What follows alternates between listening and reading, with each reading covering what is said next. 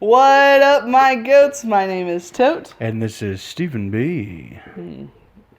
And welcome to another chapter of Harry Potter and the Sorcerer's Stone by J.K. Rowling. So, last episode, we read Chapter 8, The Potions Master. We did. And you wanna tell us what that was about? Yeah, in that chapter, we were able to see what the first day of school was like. Found out that Professor Snape doesn't really like Harry Potter too much. We had a few ideas as to why, but nothing has been explained as of yet. In the book, anyhow. So, found out that the day Harry and Hagrid went to the bank, a vault was broken into. Oh, yeah. That they had cleared out that same day. Hold on just a second. There we go. That looks better. So Harry is starting to put two and two together and thinks that it could have been the vault that Hagrid had cleaned out. And that was the vault that was cleaned out prior to the break-in. That is true. And then somebody was going after that vault. We don't know for a fact if that was the vault that was broken into or what, but Harry is really putting two and two together that could have been the one. And Hagrid wanted to change the subject rather Hagrid quickly. was a little shifty about the whole ordeal. He's like, let's just not talk about it. Here's some rock cakes. Yeah, it's like, eat this and forget about whatever you just said. You know, and that doesn't work out too well. Yeah.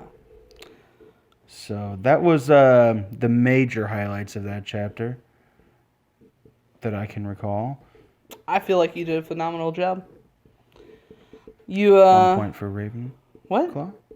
No, you don't get a point just for recapping the chapter. What are you doing? I did a good job. I did a good job. Give me a point, sir. Please, sir, can I have a point? I did a good job reading the chapter. We didn't get a point for Hufflepuff. Speaking of Hufflepuff. Anyhow, we're kind of wearing the colors because you've got like the blue and silver, and I've got the yellow and black. Yellow/bronze, maybe? Although usually yellow is gold. I wasn't going to mention the other colors that were on your shirt. I was just going to mention the Ravenclaw colors. Okay. That's cool. Well, I was hoping maybe it could be a bronze. Okay. I don't know. So, speaking of points, Mm-hmm. the point stand as of current is Ravenclaw,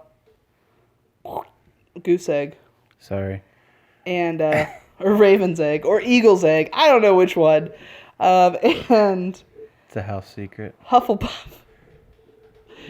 Hufflepuff, 1 point. Uno, yeah. So, you ready to ask me a question about the last chapter? The look on your face says no. No, I have a question. I just haven't thought of one yet. So this will take me 1 second. Harry was reading the paper that Hagrid had. What is the name of that paper? The name of the paper is the Daily Prophet. Yeah, that's what I was thinking too. I believe it's said in there that he had just the day's paper. So 2 points for Hufflepuff. okay. Okay, so there are several things that Snape asked Harry in that chapter, and he explains all of them. What is the difference between Monk's Hood and Wolfsbane? Well, I'm sorry, but I do know this answer. They're the same thing. Oh, they are the same thing. They have a third name also. I cannot remember what it is. Oh, I should have asked you. I was so close, but I was like, that would be harder. Yeah. And I was like, he asked me a pretty simple one. I know it so started with an S. I know that, but I It don't does not remember. start with an S. It starts with an A. Well, It's like A and S, they're the same letter. Aconite, I think. Something like that. Anyhow. And it does say from the Daily Prophet. Cool. Good job. Cool. All right, guys. So we're going to go ahead and dive on in. I love tea now. Bing. There is your chapter art. As you can see, it's the Midnight Duel. What predictions do you have? This one's actually pretty easy to figure out. At some point, a cowboy's going to come in, and they're going to meet out in the middle of the courtyard at midnight and have a duel. I thought cowboys dueled at high noon. Well, this is a witching cowboy. Oh, okay. At high midnight, that's when they duel. Okay. Because this castle ain't big enough for the both of us. Big castle, not big enough for the both of us. No. All right. Chapter 9, The Midnight Duel. Harry had never believed he would meet a boy who he hated more than Dudley, but that was before he met Draco Malfoy. Still, first-year Gryffindors only had potions with Slytherins, so they didn't have to put up with Malfoy much. Or, at least, they didn't until they spotted a notice pinned to the Gryffindor common room that made them all groan. Flying lessons would be starting on Thursday, and Gryffindor and Slytherin would be learning together. "Typical," said Harry darkly. "Just what I always wanted, to make a fool of myself on a broomstick in front of Malfoy." He had been looking forward to learning to fly more than anything else. "You don't know that you'll make a fool of yourself," said Ron reasonably. "Anyway, I know Malfoy's always going on about how good he is at Quidditch, but I bet it's all talk." Malfoy certainly did talk about flying a lot. He complained loudly about first years never getting on the house Quidditch teams and told long, boastful stories that always seemed to end with him narrowly escaping muggles in helicopters. He wasn't the only one, though. The way Seamus Finnegan told it, he'd spent most of his childhood zooming around the countryside on his broomstick. Even Ron would tell everyone who'd listen about the time he had almost hit a hang glider on Charlie's old broom. Everyone from wizarding families talked about Quidditch constantly. Even Ron would tell anybody who would listen about the time he had almost hit a hang glider on Charlie's old broom. Everyone from wizarding families talked about Quidditch constantly. Ron had already had a big argument with Dean Thomas, who'd shared the dormitory, about soccer. Ron couldn't see what was exciting about a game with only one ball where no one was allowed to fly. Harry had caught... Right. I mean, once you've had a game with like 5 balls, one ball... Harry had caught Ron prodding Dean's poster of West Ham soccer team, trying to make the players move. Neville had never been on a broomstick in his life because his grandmother had never let him near one. Privately, Harry felt she had good reason, because Neville managed to have an extraordinary number of accidents, even with both feet on the ground. Hermione Granger was almost as nervous about flying as Neville was. This was something you couldn't learn by heart out of a book. Not that she hadn't tried. At breakfast on Thursday, she bored them all stupid with flying tips she'd gotten out of the library book called Quidditch Through the Ages. Neville was hanging on to every word, desperate for anything that might help him hang on to his broomstick later. But everybody else was very pleased when Hermione's lecture was interrupted by the arrival of the mail. Harry hadn't had a single letter since Hagrid's note, something that Malfoy had been quick to notice, of course. Malfoy's eagle owl was always bringing him packages of sweets from home, which he opened gloatingly at the Slytherin table. A barn owl brought Neville a small package from his grandmother. He opened it excitedly and showed them a glass ball the size of a large marble, which seemed to be full of white smoke. "It's a remember-all," he explained. "Gran knows I forget things." This tells you if there's something that you've forgotten to do. Look, you hold it tight like this, and if it turns red, oh, his face fell because the Remember-All was suddenly glowing scarlet. You've forgotten something. Neville was trying to remember what he'd forgotten when Draco, who was passing the Gryffindor table, snatched the Remember-All out of his hand. Harry and Ron jumped to their feet. They were half hoping for a reason to fight Malfoy, but Professor McGonagall, who'd spotted trouble quicker than any teacher in the school, was there in a flash. What's going on? Malfoy's got my Remember-All, Professor. Scowling, Malfoy quickly dropped the Remember-All back on the table. Just looking, he said, and he sloped away with Crabbe and Goyle behind him. At 3:30 that afternoon, Harry, Ron, and other Gryffindors hurried down the front steps onto the grounds for their first flying lesson. It was a clear, breezy day, and the grass rippled under their feet as they marched down the sloping lawns towards a smooth, flat lawn on the opposite side of the grounds to the Forbidden Forest, whose trees were swaying darkly in the distance. The Slytherins were already there, and so were 20 broomsticks laying in neat lines on the ground.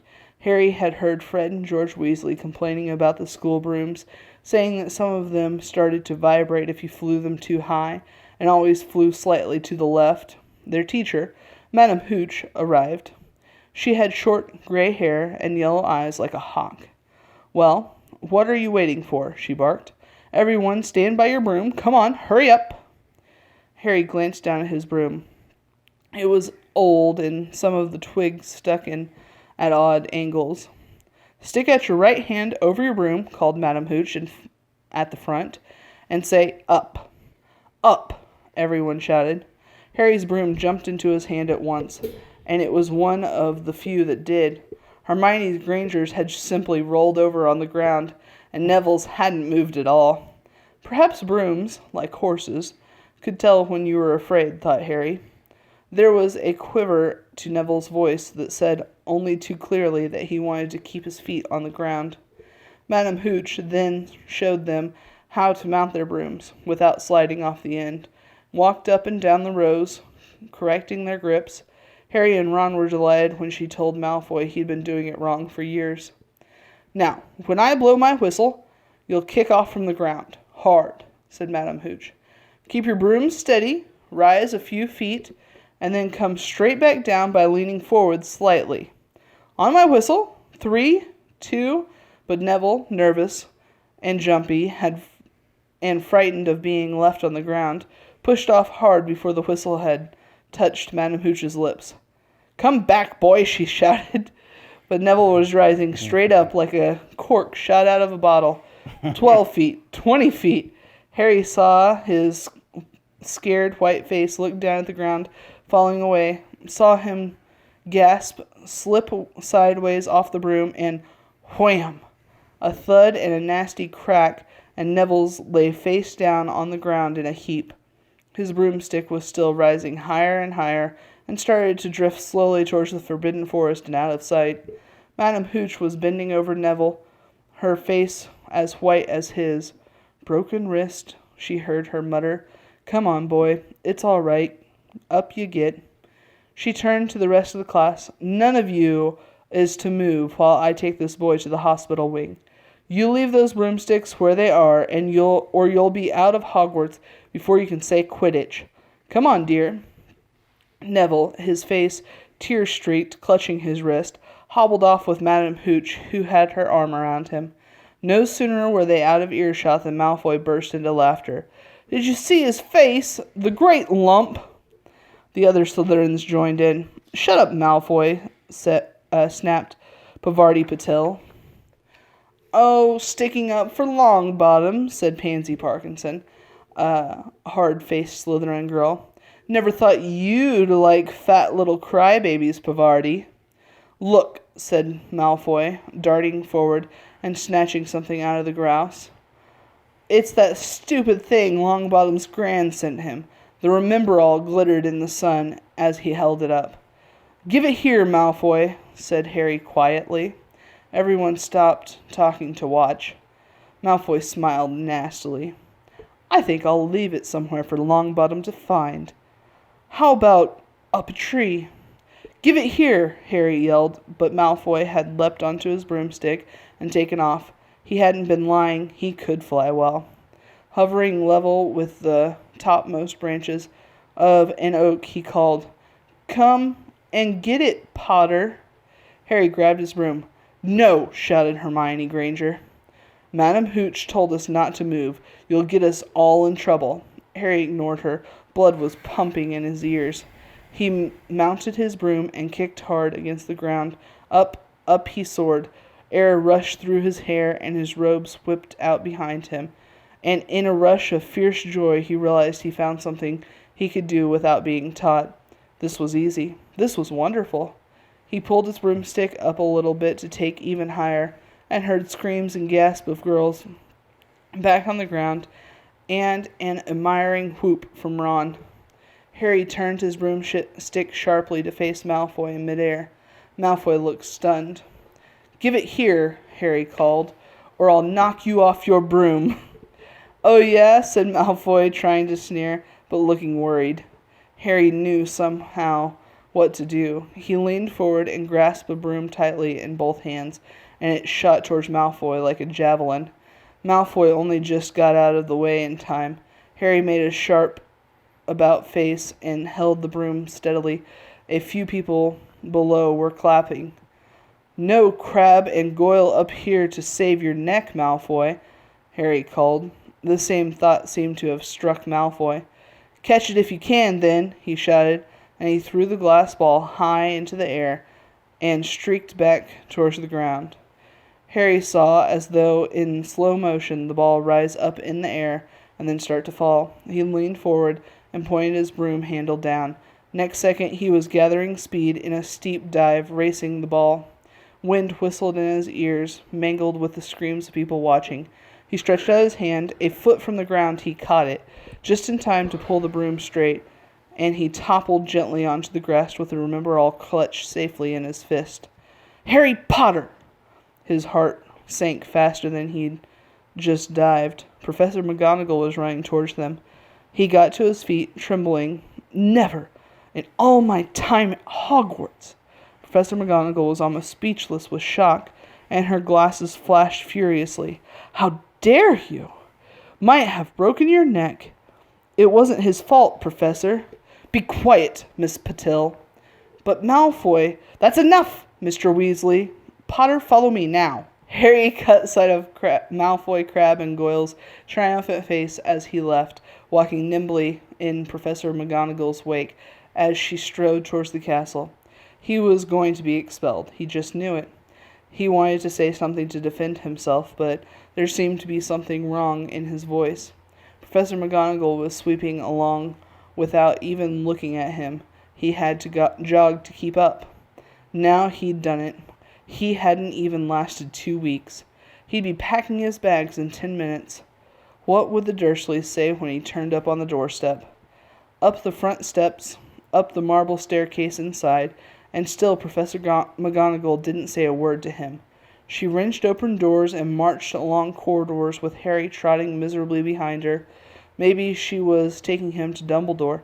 He thought of Hagrid, expelled but allowed to stay on as a gamekeeper. Perhaps he could be Hagrid's assistant. His stomach twisted as he imagined it, watching Ron and the others becoming wizards while he stumped around the grounds, carrying Hagrid's bag. Professor McGonagall stopped outside a classroom. She opened the door and poked her head inside. "Excuse me, Professor Flitwick, can I borrow wood for a moment?" Wood, thought Harry, bewildered. Was wood a cane she was going to use on him? But wood turned out to be a person. A burly fifth-year boy who came out of Flitwick's class looking confused. "Follow me, you two," said Professor McGonagall, and they marched up the corridor. Wood looked curiously at Harry. "In here."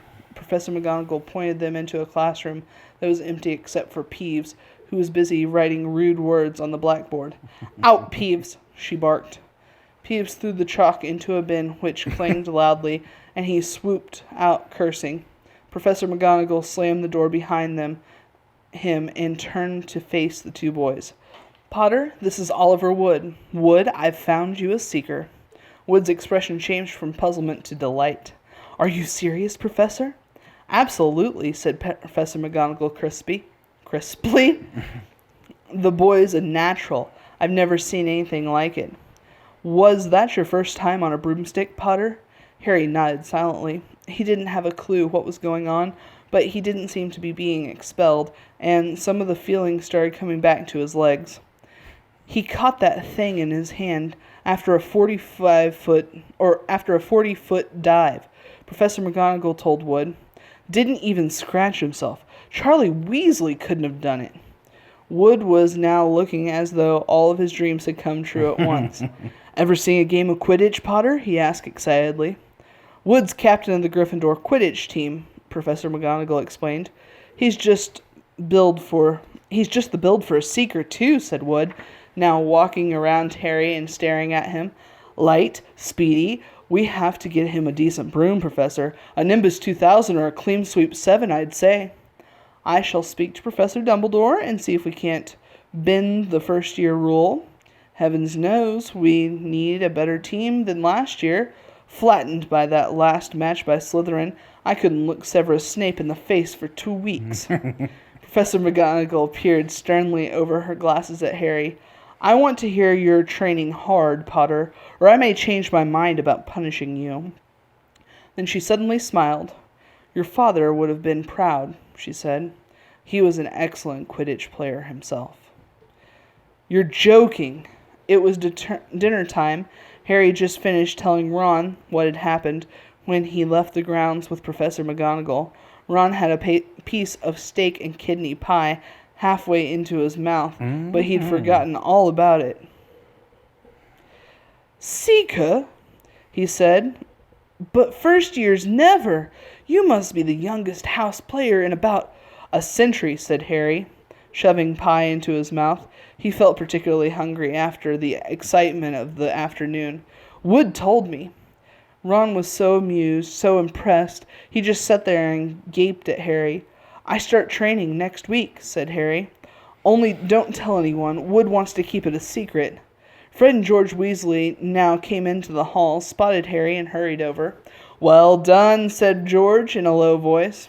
Wood told us. We're on the team too. Beaters. I tell you, we're going to win the Quidditch Cup for sure this year, said Fred. We haven't won since Charlie left, but this year's team is going to be brilliant. You must be good, Harry.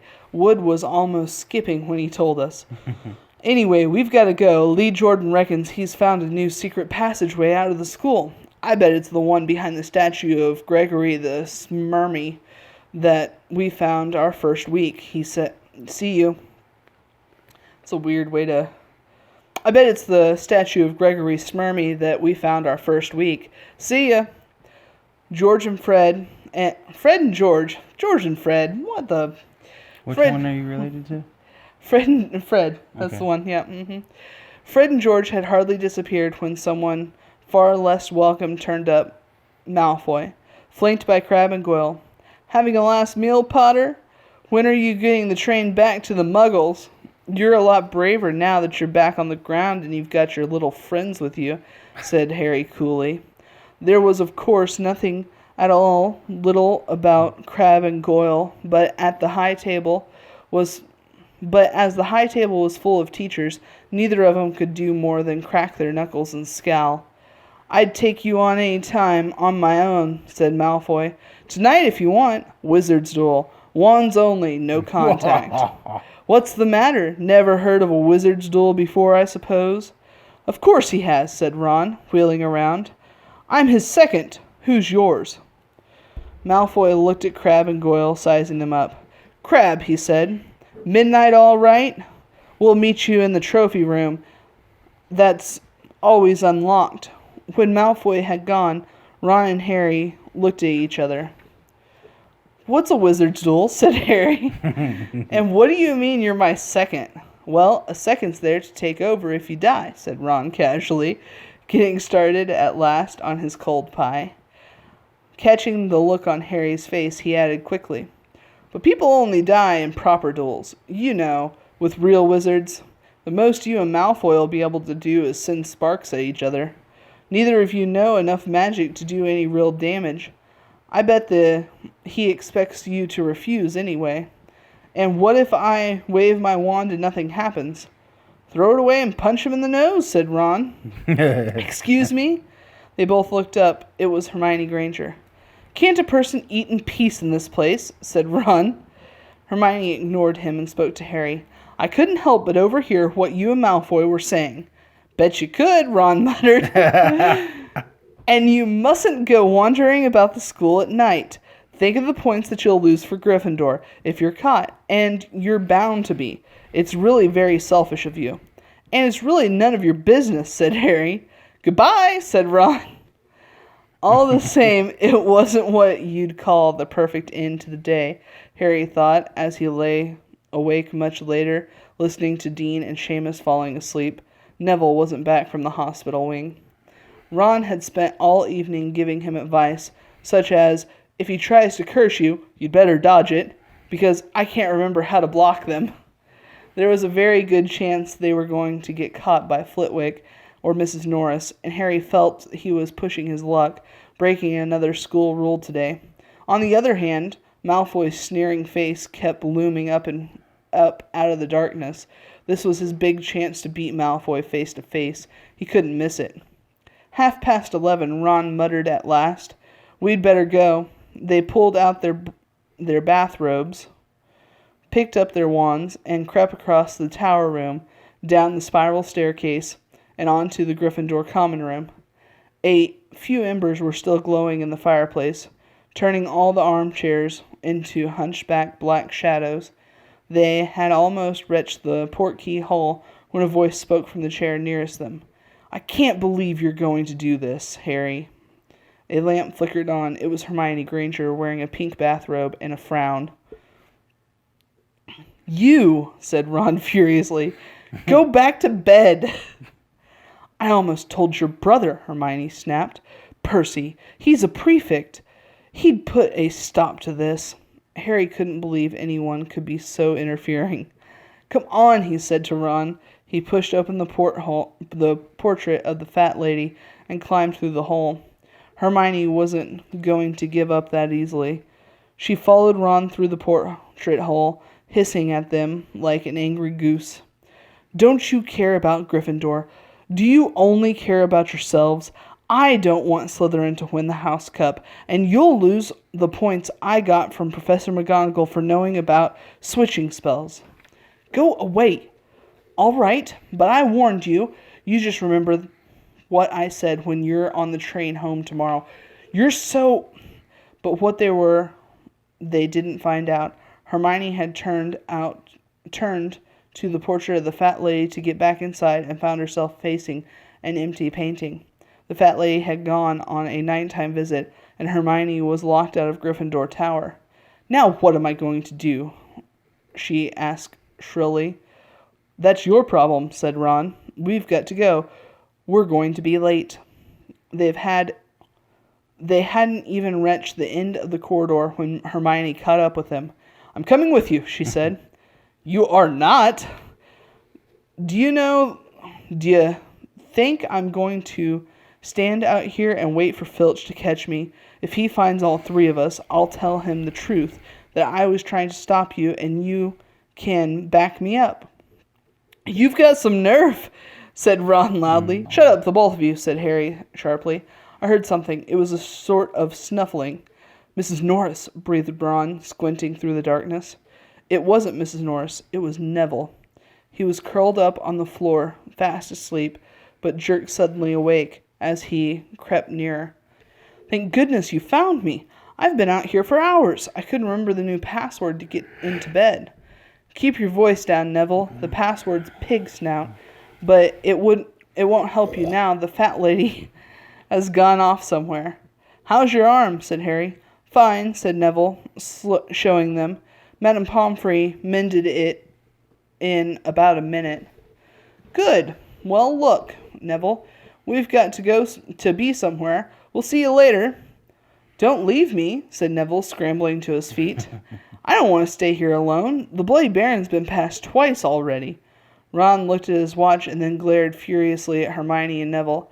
If either of you get us caught, I'll never rest until I've learned that curse of the bogies Quirrell told us about and use it on you.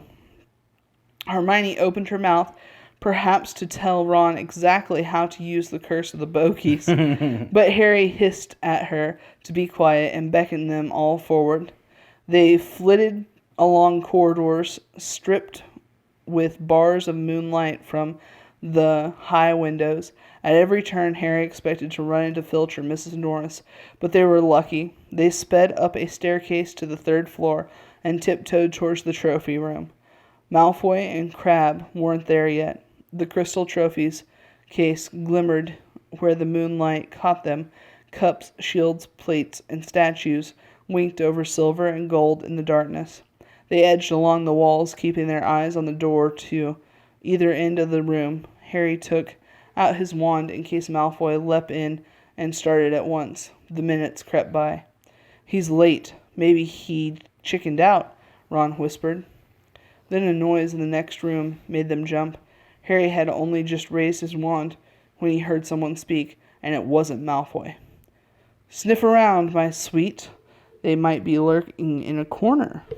It was Filch speaking to Mrs. Norris. Horror-struck, Harry waved madly at the other 3 to follow him as quickly as possible. They scurried silently towards the door, away from Filch's voice. Neville's robes had barely whipped around the corner when they heard Filch enter the trophy room.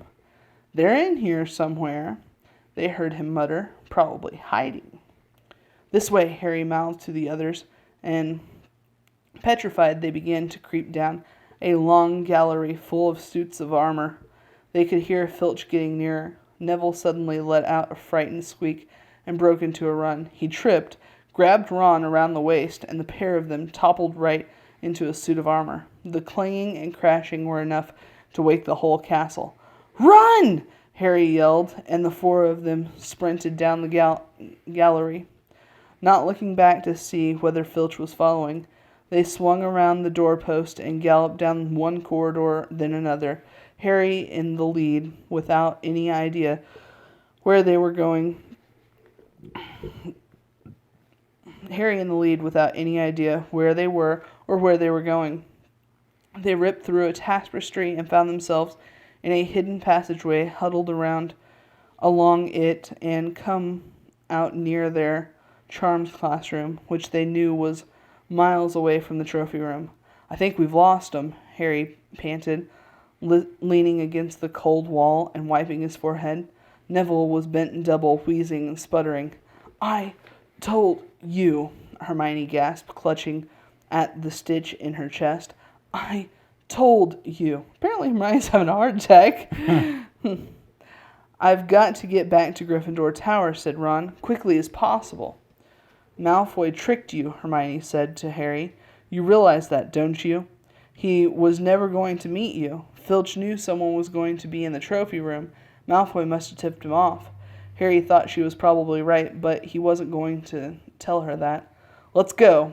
It wasn't going to be that simple. They hadn't gone more than a dozen paces when a doorknob rattled and something came shooting out of the classroom in front of them. It was Peeves. He caught sight of them and gave a squeal of delight. Shut up, Peeves! Please! You're going to get us thrown out. Peeves cackled. Wandering around at night, ickle firsties, tut-tut-tut. Naughty, naughty, you get caughty. Not if you don't give us away, Peeves, please. Should I tell Filch I should, said Peeves in a saintly voice. But his eyes glittered wickedly. It's for your own good, you know. Get out of the way, snapped Ron, taking a swipe at Peeves. This was a big mistake. Students out of bed, Peeves bellowed. Students out of bed down the charms corridor. Ducking under Peeves, they ran for their lives, right to the end of the corridor, where they slammed into a door, and it was locked. This is it, Ron moaned, as he pushed helplessly at the door. We're done for. This is the end. They could hear footsteps, Filch running as fast as he could towards Peeves' shouts. "Oh, move over," Hermione snarled. She grabbed Harry's wand, tapped the lock, and whispered, "Alohomora." The lock clicked and the door swung open. They piled through it, shut it quickly, and pressed their ears against it, listening. "Which way did he go, Peeves?" "Which way did he go, Peeves?" Filch was saying. "Quick, tell me." "Say please." "Don't mess with me, Peeves." "Peeves, now where did they go?" "Shan't say nothing if you don't say please," said Peeves in his annoying sing-song voice. "All right, please." "Nothing! Ha ha! Told you I wouldn't say nothing if you didn't say please. Ha ha ha ha!" And they heard the sound of Peeves swooshing around away and Filch cursing in rage. "He thinks the door is locked," Harry whispered. "I think we'll be okay." "Get off, Neville," for Neville had been tugging on the sleeve of Harry's bathrobe for the last minute. "What?" Harry turned around and saw quite clearly what. For the moment he was sure he had walked into a nightmare. This was too much on top of everything that had happened so far. They weren't in a room as he had supposed. They were in a corridor, the forbidden corridor, on the 3rd floor. And now they knew why it was forbidden. They were looking straight into the eyes of a monstrous dog. A dog that filled the whole space between ceiling and floor. It had 3 heads, 3 pairs of rolling, mad eyes, 3 noses, twitching and shivering in their direction, 3 drooling mouths, saliva hanging in slippery ropes from yellowish fangs. It was standing quite still, all 6 eyes staring at them, and Harry knew that the only reason they weren't already dead was that their sudden appearance had taken it by surprise. But it was quickly getting over that. There was no mistaking what those thunderous growls meant. Harry groped for the doorknob. Between Filch and death, he'd take Filch. They fell backwards. Harry slammed the door shut, and they ran. They almost flew back down the corridor. Filch must have hurried off to look for them somewhere else, because they didn't see him anywhere. But they hardly cared. All they wanted to do was to put as much space as possible between them and the monster. They didn't stop running until they reached the portrait of the fat lady on the 7th floor. "Where on earth have you all been?" she asked, looking at their bathrobes hanging off their shoulders and their flushed, sweaty faces.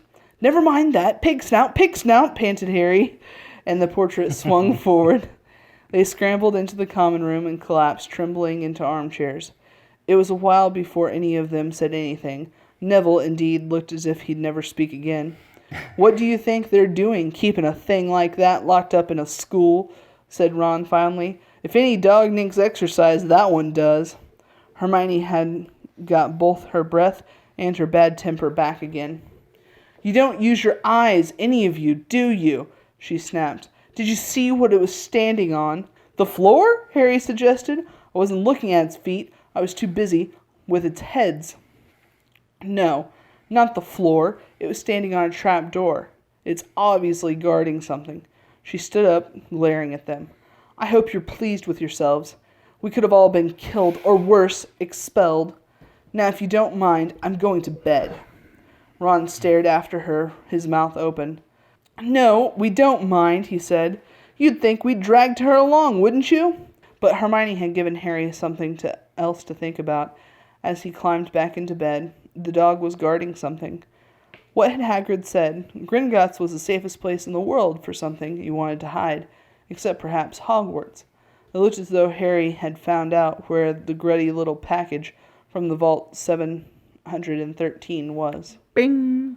And that's the end of Chapter 9. I knew it. I knew that's where the package was. I knew it! I knew it the whole time! I did. Well, not the whole time, but for the last, few minutes. for the last few minutes. Yeah. Most of this chapter, I was pretty darn confident. Now we know for a fact. Well, actually, we don't know for a fact. Yeah, it's just Harry's assumption. Yeah. So. But I'm still pretty confident that that's what's in there. Mm-hmm. Is that little package. All right. But what is in the they've package? That's the only question. A 3-headed dog Pretty sure he guards the river Styx. Yeah. Yeah. We got a problem here. Yeah. Pretty sure that's what's under the trap door is a river. Luckily, Harry has a lot of silver to pay the ferryman. Good deal. Good deal. I really enjoyed the fact that he didn't get in trouble. But instead the teacher was like, you broke the rule, however, you showed true potential. See, I don't know if it's really like McGonagall being like, my God, you're so good, I can't deny you, like a good learning in Quidditch. Or if she's like, I want to beat Snape so bad that like I will do anything. Like that was a little Slytherin of McGonagall, to be honest. I took it more as a good teacher, because a really good teacher can spot when you found your thing. How very Dumbledore of you. And so, okay, I think that's a compliment. I'm not sure. It is, but that teacher was like, you found your niche. All right, we're going to exploit that a little bit. We're going to use it for our advantage, and it'll better you off if you know that that's your thing. Okay. All right. So I do think that it wasn't completely innocent. Or yeah. It wasn't her being... I think there's some ulterior motives. I'm not exactly, saying she should be Teacher of the Year. However, I do think that she was doing a very good job as being a teacher.